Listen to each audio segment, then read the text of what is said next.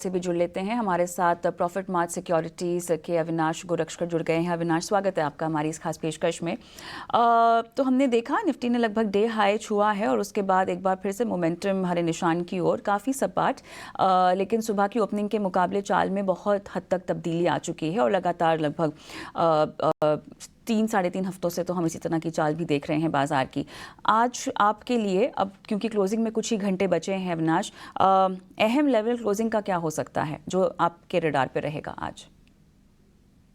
नहीं, मेरे ख्याल से देखिए मार्केट लास्ट 1 आवर में वापस वोलेटाइल होने की पॉसिबिलिटी रहेगी। आई थिंक आज अगर हम देखें तो फ्रंटलाइन कंपनीज में एक अच्छा मोमेंटम देखने को मिला है, लेकिन वही SME I mean mid cap companies की बात करें तो वहां पे थोड़ा बिकवाली का प्रेशर है।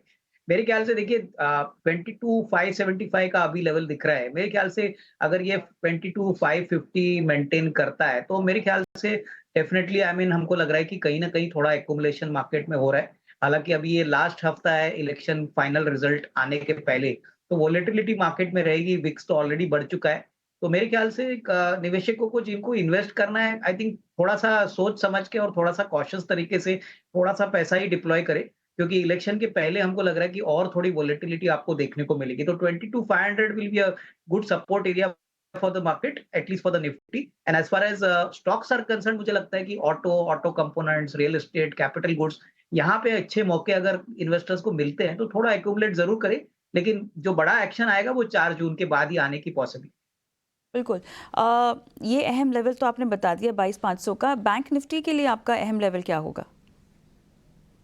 देखिए, मुझे लगता है बैंक निफ्टी बहुत वोलेटाइल रहेगा। आई थिंक सुबह बैंक निफ्टी नेगेटिव था, बाद में अभी ऊपर है। कहीं न कहीं मार्केट में थोड़ा-सा एप्रीहेंशन है कि बैंकों के ऊपर किस प्रकार के प्रॉफिटेबिलिटी के ट्रेंड्स आएँगे। लेकिन मैं यही कहूँगा कि बैंक निफ्टी 48,000 जब तक रहता है, तब तक मेरे ख्याल से ऐसा कोई नेगेटिव सरप्राइज़ आएगा ऐसा नहीं। बट बैंकों के ऊपर हम काफ़ी पॉजिटिव है, स्पेसिफिकली पीएसयू बैंकों के ऊपर। In fact prime minister Narendra Modi ji ने भी कहा है कि वो सरकारी बैंक्स को बहुत ज़्यादा सपोर्ट करेंगे, पॉसिबली नए इलेक्शन वर्डिक्ट आने के बाद भी।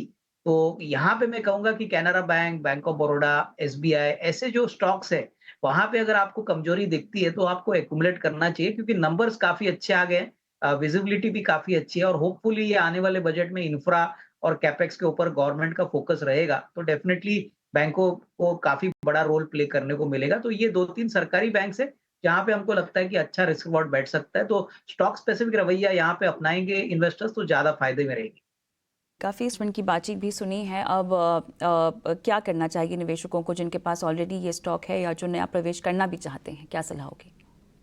नहीं, देखिए मेरे ख्याल से जो एस्ट्रल का बिज़नेस मॉडल है वो बहुत ही स्ट्रॉन्ग है। इनफैक्ट जैसे सीएफओ साहब ने कहा कि हैदराबाद प्लांट आने के बाद इनको काफ़ी अच्छा वॉल्यूम बेनिफिट मिलेगा, लॉजिस्टिक कॉस्ट भी काफ़ी कम हो जाएँगे।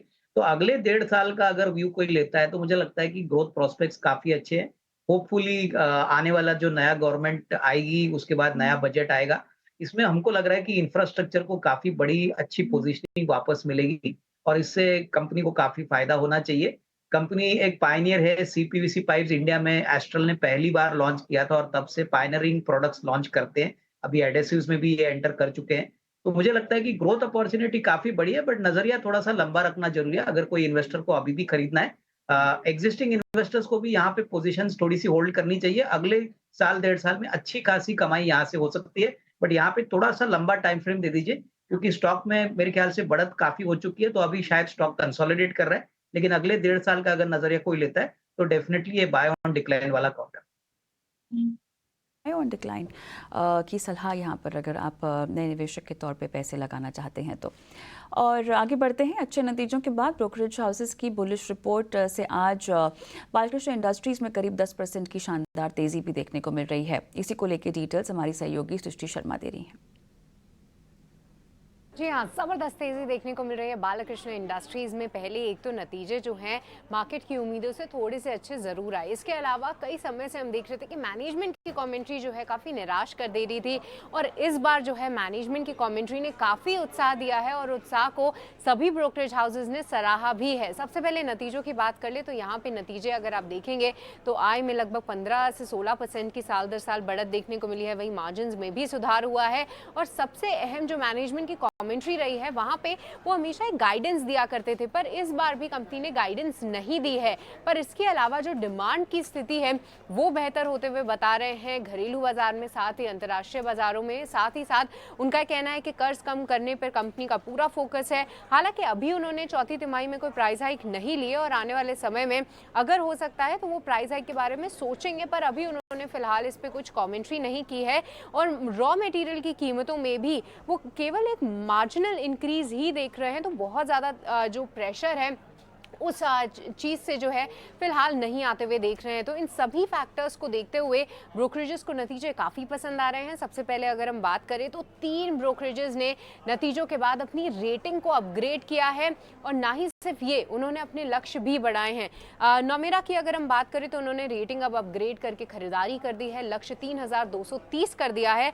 और नोमेरा का ये कहना है कि जो कीमतें में बढ़ोतरी से मार्जिन को आने वाले समय में सपोर्ट मिलेगा, मार्जिन ग्रोथ लगातार बनी रह सकती है। साथ ही साथ वित्तीय वर्ष 2025 से 26 में इनके EBITDA में 25 और 13% की ग्रोथ संभव है। इसके अलावा दूसरे बड़े ब्रोकरेजेस जैसे कि इनक्रेड, यहाँ पे भी उन्होंने अपनी जो रेटिंग है पहले रिड्यूस की थी, अब उसको बढ़ा के ऐड कर दिया है, लक्ष्य बढ़ा के 3087 के आसपास वो दे रहे हैं।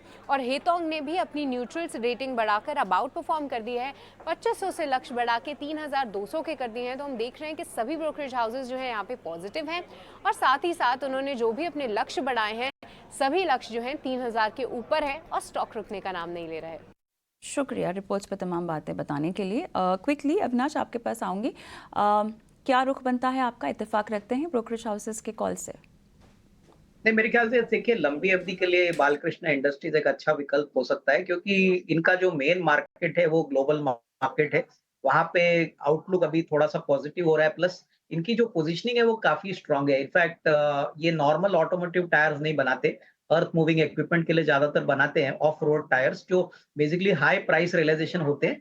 होपफुली अगर रॉ मटेरियल के खर्चे कंट्रोल में रहते हैं, तो कविता मुझे लगता है कि अगले साल दैट इज़ FY 25 पिछले साल के हिसाब से काफ़ी मजबूत आएगा, और मार्केट शायद इसी कारण काफ़ी खुश है कि आने वाला जो साल रहेगा वहाँ पे earnings growth will be much better than last year. So definitely I think by on decline करिए, क्योंकि आज स्टॉक अच्छी तरह से 9-10% चला है, तो थोड़ी-सी कमजोरी अगर आती है तो खरीदने के मौके आपको ढूँढने चाहिए। आती है तो खरीदने के मौके ज़रूर ढूंढें। बहुत बहुत धन्यवाद। इसी के साथ अविनाश आपने समय निकाला और तमाम सवालों के जवाब दिए।